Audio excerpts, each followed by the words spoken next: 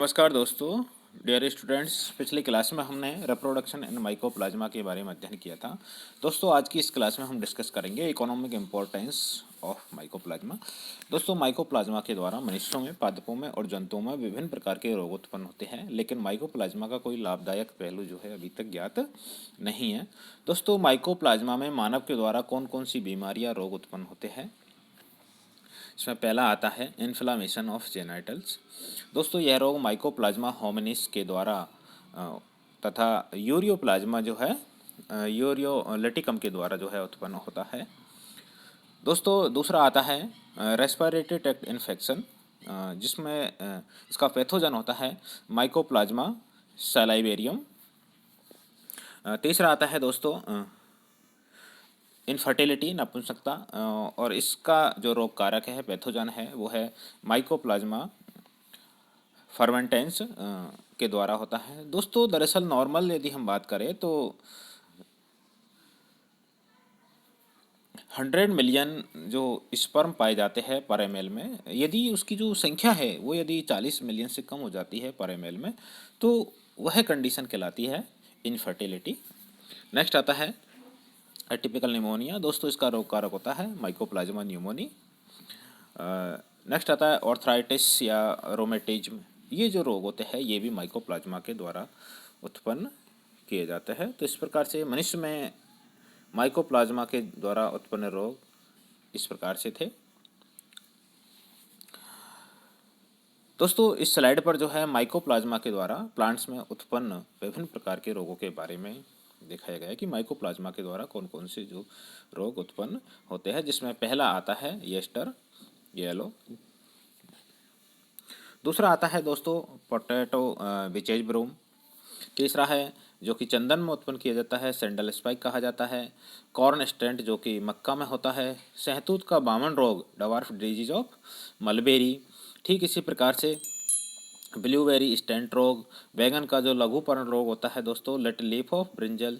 दोस्तों, ध्यान रखना ये आपके जो है प्रैक्टिकल सिलेबस के अंतर्गत भी आता है। नेक्स्ट आता है फिल्लोइडी, सीसमम फिल्लोइडी रोग, जो कि एक तिल का रोग होता है। और पपीते का रोग होता है, जिसे बंची टॉप ऑफ पपाया कहा जाता है। दोस्तों, ध्यान रखना, बंची टॉप ऑफ जो बनाना होता है वो जो वायरस के द्वारा उत्पन्न एक रोग होता है, लेकिन बंची टॉप ऑफ पपाया जो है माइकोप्लाज्मा के द्वारा उत्पन्न रोग होता है। इसी प्रकार से नींबू का हरित रोग, सिट्रस ग्रीनिंग जो रोग होता है, नींबू का हरित रोग, ये भी इसके द्वारा यहाँ पर उत्पन्न होता है। इसी प्रकार से दोस्तों जो शुगर कैन होता है ना, grassy shoot of sugar cane, ये रोग भी जो है इसके द्वारा ही उत्पन्न होता है। और टमाटर की वृहद कलिका यानी कि बिग वर्ड ऑफ टोमेटो, ये डिजीज जो है माइकोप्लाज्मा के द्वारा होती है। और जो कपास होता है उसका हरिमाहीनता रोग यानी कि कॉटन वायरसेंस रोग होता है, ये भी माइकोप्लाज्मा के द्वारा आता है। Yellow dwarf disease of tobacco यानी कि तंबाकू का पीत बामन रोग, ये रोग भी जो है माइकोप्लाज्मा के द्वारा उत्पन्न रोग होता है। तो दोस्तों, इस प्रकार से माइकोप्लाज्मा के द्वारा प्लांट्स के अंतर्गत उत्पन्न रोगों को इस स्लाइड पर दिखाया गया है। दोस्तों, इसी के साथ आपकी जानकारी में होना चाहिए कि एक रोग होता है red stripe disease of sugar cane. दोस्तों, ये रोग जो है एक बैक्टीरिया के द्वारा होता है, कोलेटोट्राइकम फॉल्केटम के द्वारा। तो ये यहाँ पर आपको ध्यान रखना है। साथ में दोस्तों, इसी स्लाइड पर जो है माइकोप्लाज्मा जनित कुछ एनिमल रोगों के बारे में, जंतु रोगों के बारे में भी यहाँ पर दिखाया गया है, जिसमें पहला आता है बोवाइन प्लूरो निमोनिया, जो कि गाय और अन्य मवेशी होती है उनमें ये रोग माइकोप्लाज्मा माइकोइड्स के द्वारा उत्पन्न किया जाता है। एक होता है साइनोसाइट्स यानी कि सिरनाल सूद रोग, जिसे हिंदी में कहा जाता है। ये रोग जो है दोस्तों माइकोप्लाज्मा मैलिग्रिडिस के द्वारा उत्पन्न होता है। और ये जो मुर्गियाँ होती है हैंस, उनमें ये रोग उत्पन्न होता है। नेक्स्ट आता है दोस्तों जननांग शोथ यानी कि जेनेटल इन्फ्लामेशन रोग, जो कि पशुओं में होता है। और ये माइकोप्लाज्मा बॉबी टेलियम के द्वारा जो है उत्पन्न होता है। एक होता है क्रोनिक निमोनिया, जो कि सुअरों में होता है। और ये जो है माइकोप्लाज्मा हायोन्यूमोनी के द्वारा ये रोग उत्पन्न होता है। नेक्स्ट आता है दोस्तों एगलेक्टिया। एगलेक्टिया का मतलब जिसमें दूध की जो मात्रा होती है वो नष्ट हो जाती है, यानी कि दूध देना बंद कर देती है।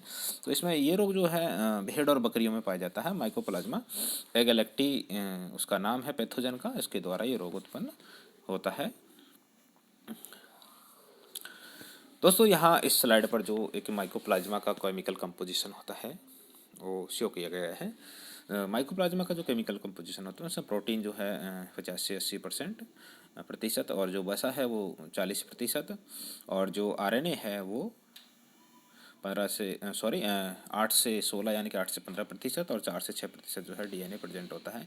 ये एक नॉर्मल जो माइकोप्लाज्मा होता है उस माइकोप्लाज्मा का केमिकल कंपोजिशन जो है इस प्रकार से पाया जाता है।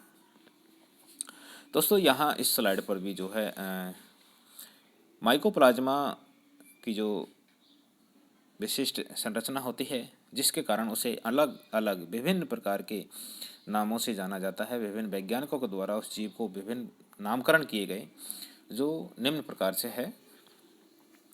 दोस्तों जिसमें पहला आता है कि माइकोप्लाज्मा को प्रोकैरियोट्स विदाउट सेल वॉल कहा जाता है, यानी कि कोशिका भित्ति रहित प्रोकैरियोट्स। दोस्तों माइकोप्लाज्मा जो है प्रोकैरियोट्स के अंतर आता है, लेकिन उस प्रोकैरियोट्स पर सेल वॉल एब्सेंट होती है, अतः इसे प्रोकैरियोट्स विदाउट सेल वॉल कहा जाता है। दूसरा आता है bacteria with their coats of, यानी कि आवरण रहित जीवाणु। दोस्तों जो जीवाणु होते हैं उन पर प्लाज्मा मेम्ब्रेन और उसके बाहर जो है सेल वॉल प्रेजेंट होती है पेप्टिडोग्लाइकन की बनी हुई, लेकिन यहाँ पर सेल वॉल प्रेजेंट नहीं होती है, अतः इसे आवरण रहित जीवाणु भी कहा जाता है। दूसरा इसे जोकर ऑफ प्लांट किंगडम कहा जाता है, पादप जगत का जोकर कहा जाता है क्योंकि ये प्लियोमॉर्फिक होता है। नेक्स्ट आता है कि joker of microbiology, molecules, phytoplasma, गैलेक्सोप्लाज्मा, स्फेरोप्लाज्मा और ऑक्जेलोप्लाज्मा। दोस्तों ये सभी नाम जो है एक माइकोप्लाज्मा के ही नाम है जो अलग अलग साइंटिस्ट के द्वारा दिए गए हैं। नेक्स्ट स्लाइड पर इम्पोर्टेंट जो है माइकोप्लाज्मल डिजीज के बारे में दिखाया गया है, जिनके बारे में अभी हमने पिछली स्लाइड में भी देखा था। तो दोस्तों यहाँ पर देखिए stripe disease of sugar cane mycoplasma द्वारा होता है। लिटिल लीफ ऑफ ब्रिंजल ये माइकोप्लाज्मा द्वारा होता है। Big bud disease of tomato mycoplasma द्वारा। Bunch top of papaya mycoplasma द्वारा। नेक्स्ट है विचेज टॉफ ऑफ पपाया लाइग्यूम का कुर्ची सम रोग, ये भी माइकोप्लाज्मा के द्वारा। और येलो डवार्फ और टोमेटो तंबाकू का पीत वामन रोग माइकोप्लाज्मा के द्वारा। फिलोइडी डिजीज ऑफ क्लोवर माइकोप्लाज्मा के द्वारा। कॉटन वायरसेंस माइकोप्लाज्मा के द्वारा। क्लोवर वायरोसेंस माइकोप्लाज्मा के द्वारा। या फिर येलो डिजीज ऑफ विन का ये भी माइकोप्लाज्मा के द्वारा। कॉर्न स्टंट माइकोप्लाज्मा द्वारा। Witches broom of potato mycoplasma के द्वारा। सीसेमम फिलोइडी माइकोप्लाज्मा के द्वारा। सैंडल स्पाइक डिजीज माइकोप्लाज्मा के द्वारा। तो दोस्तों ये एक लिस्ट है पूरी इस स्लाइड पर जो दिखाई गई है आपको, इम्पोर्टेंट माइकोप्लाज्मल डिजीज इन प्लांट्स। तो ये आपको ध्यान में रखनी है।